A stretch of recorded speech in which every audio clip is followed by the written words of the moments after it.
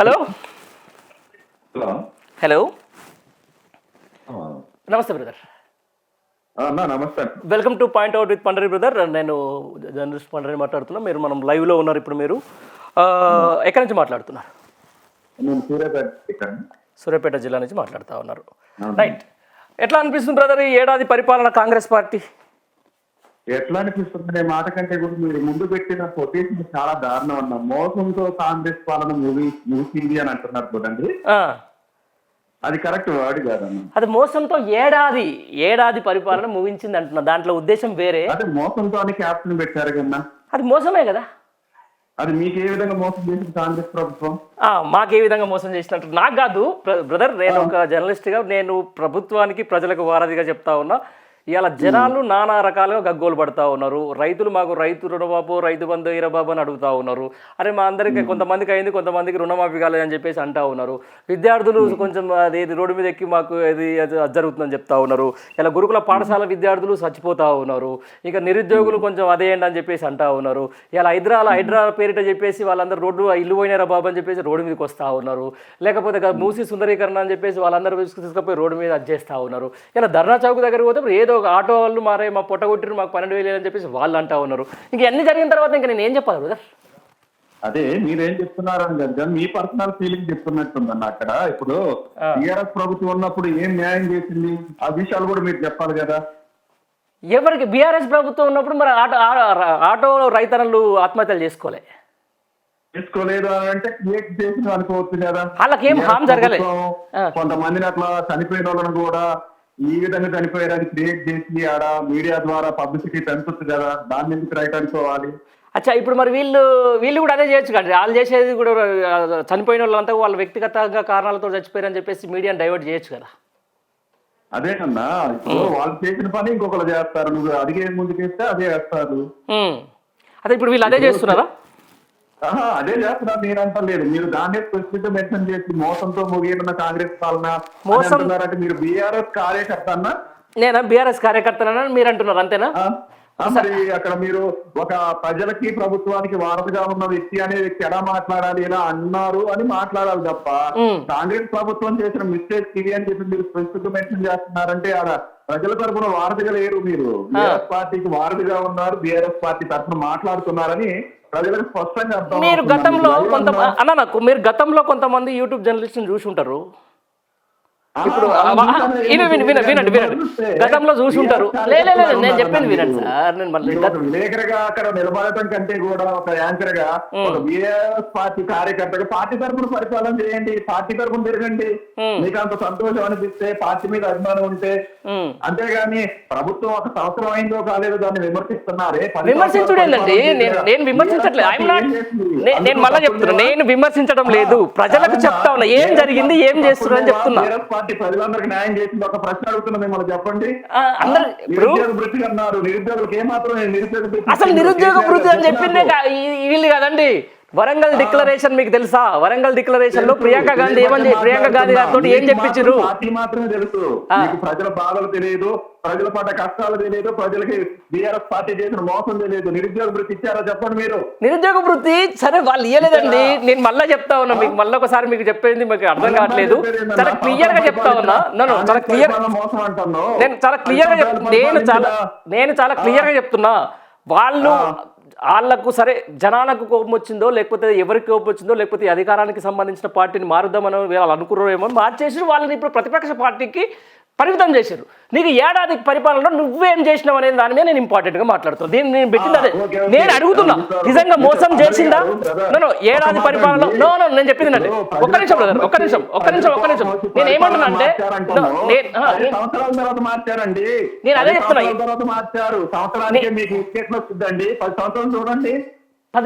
చూడండి ప్రభుత్వాన్ని ఒక గ్రోయింగ్ స్టేట్. ఒక నిమిషం, మీరు కోపం వచ్చిందంటే మరి 10 సంవత్సరాలు పరిపాలించిన బీఆర్ఎస్ పార్టీని ఏమనాలి? దాని తరపున మాట్లాడి మిమ్మల్ని ఏమనాలి? అదే అంటున్నాను. ఇప్పుడు నేను సింపుల్ గా చెప్తున్నాను, దాని తరపు కాదు. అప్పుడైనా ప్రజల గొంతుకులమే, ఇప్పుడైనా ప్రజల గొంతుకులమే. ఇప్పుడు నువ్వు మాట్లాడేది ఏదో మా మీద ముద్రేసినంత మాత్రాన మేము ఏదో వాళ్ళకి ఇలా గొంత పాడదనేది లేదు. ఖచ్చితంగా ఎవరైనా అది చేస్తే చీల్స్తాం, చెండాడుస్తాం, ఖచ్చితంగా వాళ్ళ ప్రజా సమస్యలు కాదు, ఇక్కడ- రైట్ అదే చెప్తాను నేను ఇక్కడ నేను- నేను ఒక్క నిమిషం నేను అడిగే దానికి సంబంధించి అంటే నువ్వు సేమ్ డైవర్ట్ చేయకండి బ్రదర్, డైవర్ట్ చేయకండి. నేను పాయింట్ లోకి వస్తున్నా. మీరు బీఆర్ఎస్ పార్టీ కార్యకర్త రైట్, నేను పార్టీ కార్యకర్తలో కాదు, సభ్య సమాజం తెలుసు. మాటలను ఎందుకు అంటున్నారండి? మీరు ప్రజలకి ప్రభుత్వానికి వారదైనప్పుడు మాటలను ఎందుకు బీఆర్ఎస్ పార్టీ తరఫున మీరు ఒత్తాసు పలుకుతున్నారు? ఎప్పుడు ఒత్తాసు పలికి, ఇప్పుడు ఒత్తాసు పలికిన దాంట్లో దీంట్లో ఏముంది? నేను పెట్టే క్యాప్షన్ కి సంబంధం ఏముంది? మాట్లాడుతున్నారు ఆన్ రికార్డ్ చూసుకోండి, ఆఫ్ రికార్డ్ చూసుకోండి, ఒకసారి చెక్ చేసుకోండి. మీరు భాజపాతో చెక్ చేసుకుంటాం. రైట్, మేము ప్రశ్నించే గొంతుకలం. అందులో ప్రతిపక్షం కూడా ఉంటుండొచ్చు. ఆ ప్రతిపక్షం బీఆర్ఎస్ కావచ్చు, ఆ ప్రతిపక్షం బీజేపీ కావచ్చు, ఆ ప్రతిపక్షం కేఏ పాల్ పార్టీ కావచ్చు, ఆ ప్రతిపక్షం బీఎస్పీ కావచ్చు, ఎవరైనా కూడా ప్రశ్నించే వాళ్ళందరికీ ఒక పార్టీ ముద్రలు వేసుకుంటా పోతారా? సరే అన్న, ఒక సంవత్సరంలో కాంగ్రెస్ మోసంతో పరిపాలన ముగినుందని పెట్టారు. అవును. నిరుద్యోగ వృత్తి ఇచ్చారా? బీఆర్ఎస్ పార్టీ, టీఆర్ఎస్ పార్టీ చెప్పండి నాకు సమాధానం. రైట్, ఇవ్వలేదు. మళ్ళీ కూడా నేను మొత్తం కంప్లీట్ వాళ్ళు ఇవ్వలేదు కాబట్టే ఈ రోజు ప్రజలు కాంగ్రెస్ పార్టీకి అధికారం ఇచ్చారు.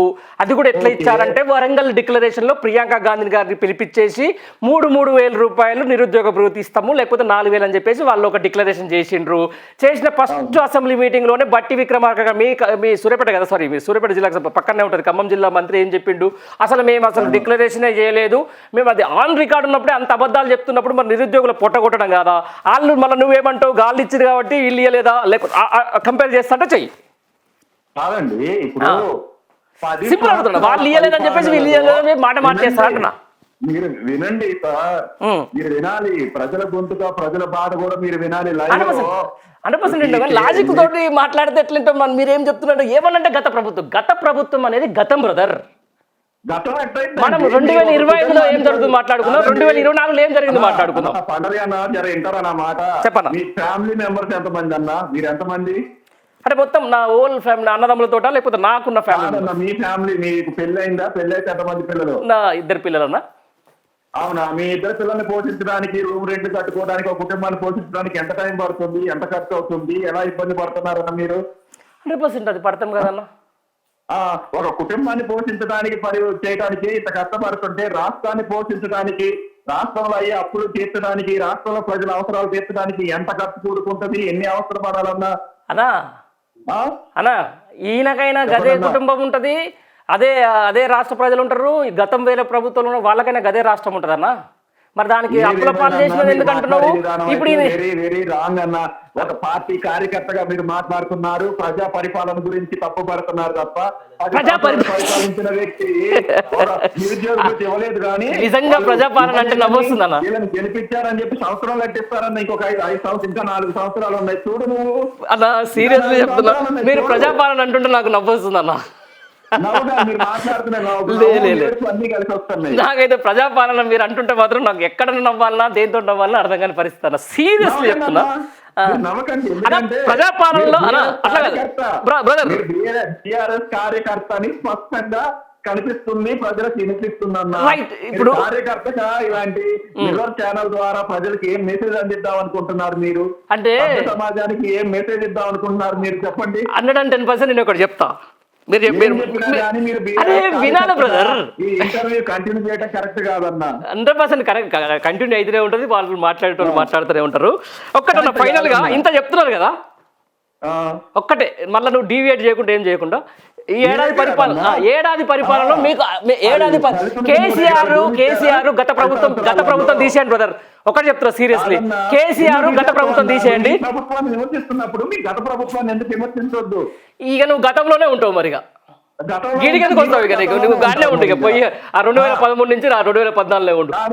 అంటే మా తాత వెనకడికి 7 గుర్రాలు ఇప్పింది కానీ నీ మాత్రం ఎక్కుద్దా? ఎస్, అది నీకు కూడా వర్తిస్తుందని చెప్తున్నాను నేను. ఆయన మా తాత అప్పుడు మా తాత 16 గుర్రాల మీద ఉరికిండు. ఇప్పుడు నేను అదే చెప్తాను, మా తాత 16 గుర్రాల రథం వేసుకొని ఉరికిండు. అప్పుడే రోడ్ అంతా ఖరాబ్ అయిపోయింది. ఇక ఇప్పుడు మా తాతకు అసలు ఏం లేకుండా పోయింది, ఆ రోడ్ బాగా చేసుకుంటూ పోతున్నాం అని చెప్తున్నాం. అంతేనా? అంతే. మరి చేస్తున్నాం అన్న. అంటే మేము చేయలేని పని మీరు చేస్తుంది. ఏం చేస్తుంది? దళితులకు 3 ఎకరాలు ఎందుకు ఇవ్వలేదు చెప్పు నువ్వు నాకు. ఏది దళితులకు 3 ఎకరాలు ఎందుకు ఇవ్వలేదు? దళితులకు 3 ఎకరాలు ఎందుకు ఇవ్వలేదు అని అంటావు. దానికి సంబంధించిన ఖచ్చితంగా నేను ఎప్పుడన్నా ఇంటర్వ్యూ చేసినప్పుడు బీఆర్ఎస్ పార్టీ నాయకులను అడుగుతా. ఎందుకు నువ్వు అడిగేది మరి అరే ప్రభుత్వాలు అడుగుతా కదా, నేను ఖచ్చితంగా బీఆర్ఎస్ పార్టీ అవసరం అనుకుంటే నాకు ఒక అవకాశం వస్తామని నేను అడుగుతా. నువ్వు అడిగేది ఏంటి? నువ్వు అడిగేది ఏంటన్నా? దళితులకి 3 ఎకరాల భూమి ఇవ్వలేదు అంటే నువ్వు బీఆర్ఎస్ పార్టీ నాయకులను అడుగుతున్నట్టు ఏం అడుగుతావు? మరి ఎందుకు ఇవ్వలేదని అడుగుతా. ఇవ్వలేదని చెప్తారు. ఇంకా ఏమన్నారు అడిగేది నువ్వు? ఎందుకు ఇవ్వలేదని అడుగుతా. ఎందుకు ఇవ్వలేదని అడిగితే మాకు అప్పుడు ఇవ్వాలని లేదు అని చెప్తారు. అచ్చా, ఇప్పుడు వీళ్ళందరికీ ఏమి ఇవ్వాలని లేదు కాబట్టి ఏమి ఇవ్వట్లేదు అన్నారు. ఎవరి చేతిలో పోయినా 100 కోట్లు కోటపేటలో స్థలాలు అమ్మారు, ప్రభుత్వ భూములు ఎడిపోయినాయి. అదే ఇగో ఇవన్నీ అప్పుడు పెట్టారు. ధరణి ద్వారా ఎంతమంది మేలు పొందారు చెప్పు నువ్వు? అంతేనా? సరే, ఇప్పుడు ధరణి తర్వాత నా పొలం నీ పేరు మీద, నీ పొలం నా పేరు మీద ప్రజలు అన్యాయం చేశారు. ఒక్కళ్ళు ఎంఆర్ఓ ఆఫీస్ చుట్టూ తిరుగుతున్నారు. మా పొలం మా పేరు మీద లేదయ్యా, పలానా పేరు మీద ఉందయ్యా. Very good, very good. అన్నిటికీ ఎవరు సమాధానం చెప్తారు? బీఆర్ఎస్ పార్టీ చెప్తుందా నువ్వు చెప్తావా? ఎవరు చెప్పాలి? బీఆర్ఎస్ పార్టీ చెప్పాలా? ఎవరు చెప్తారు? నువ్వు చెప్పు. మరి బీఆర్ఎస్ కార్యకర్తలు నువ్వు చెప్పు. రైట్, నేను బీఆర్ఎస్ పార్టీ కార్యకర్తగా లేకపోతే నువ్వు కాంగ్రెస్ పార్టీ కార్యకర్తగా మాట్లాడుతుంది చెప్తా. క్లియర్ గా 100% కాంగ్రెస్ పార్టీ కార్యకర్త నేను. 100% కార్యకర్తవు. రైట్, అదే చెప్తున్నా నేను. రైట్, ధరణి వల్ల చాలా మంది ఇబ్బంది అయ్యిందని అంటున్నావు. లక్షలలో అన్యాయం అయ్యారు. మరి వచ్చిన తర్వాత ఫస్ట్ సంతకం పెట్టి ధరణి ఎత్తైపోయినావు.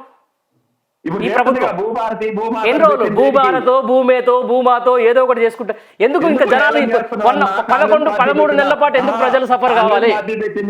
భూమాతో మాత్రం మంచిదా? బీఆర్ఎస్ పార్టీ కార్యకర్త. అరే, నేను మంచిది కాదనే చెప్తున్నా బ్రదర్. నేను మంచిది కాదనే ప్రజలు అలాంటి అధికారంలో దూరం చేసినట్టు మళ్ళా నువ్వు ఇంకొకటి నేను చెప్తా. నేను క్లియర్ గా చెప్తున్నా మళ్ళా కూడా దానికి సంబంధించిన ఎందుకు లేని కూడా నేను చెప్తున్నా. ఆ భూమాతల్లో వీళ్ళు చెప్పేటువంటి పట్టేదారుకు సంబంధించిన దానిలో ఏదైతే గతంలో బాగా సఫర్ అయినతే అనుభవదారు అని చెప్పేసి, లేకపోతే కౌలుదారు అని చెప్పేసి, ఇప్పుడు ఏదో కొత్తగా ఒకటి దాంట్లో ఒక మళ్ళా కాంగ్రెస్ ప్రభుత్వం ఉన్నప్పుడు ఉన్న దాన్ని తీసుకొని వస్తున్నారు. దానివల్ల రైతులంతా కూడా ఇబ్బంది పడే పరిస్థితికి వచ్చింది.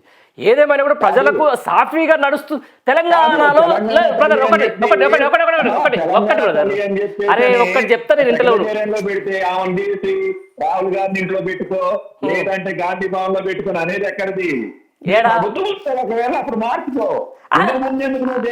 అట్లా కాదు. ఇప్పుడు ఏంది, ఇప్పుడు రాజీవ్ గాంధీ విగ్రహాన్ని ఇక్కడ పెడితే నువ్వు యాక్సెప్ట్ చేస్తావా? అంటే ఏంది దాన్ని కరెక్ట్ అని అంటున్నావు?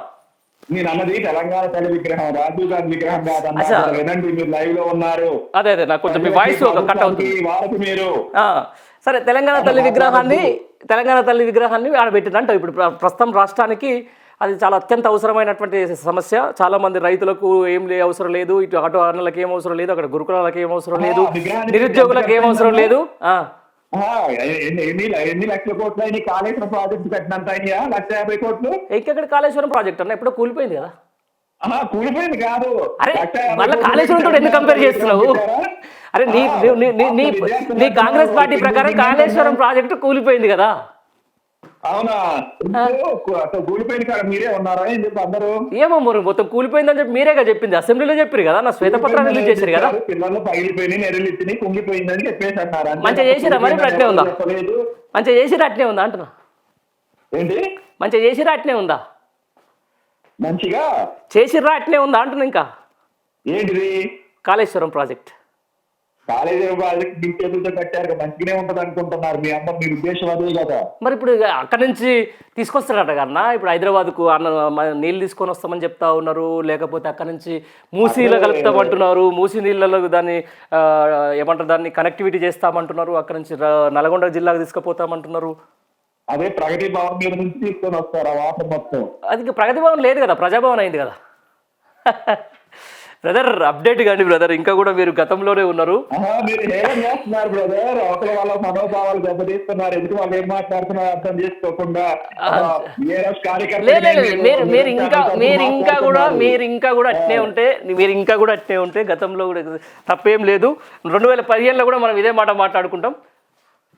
ఏది మాట్లాడినా బ్రదర్ ఒకటే మాట చెప్పగలుగుతున్నా. 10 సంవత్సరాల పరిపాలన బాగున్నప్పుడు సంవత్సరంలో ఎవడు కూడా ముందుకు స్టెప్ వేయలేడు. స్టెప్ బై స్టెప్ వస్తారు. అర్థమైందా బ్రదర్? Step by step. నేను ఒక్కటే అడుగుతాను నేను క్వశ్చన్ ప్లీజ్ నన్ను అడగండి. ఈ ఏడాది పరిపాలనలో ఈ ప్రభుత్వం చేసిన అత్యంత గొప్ప పని ఏది చెప్పన్నా? అన్ని పనులు గొప్పవేనండి.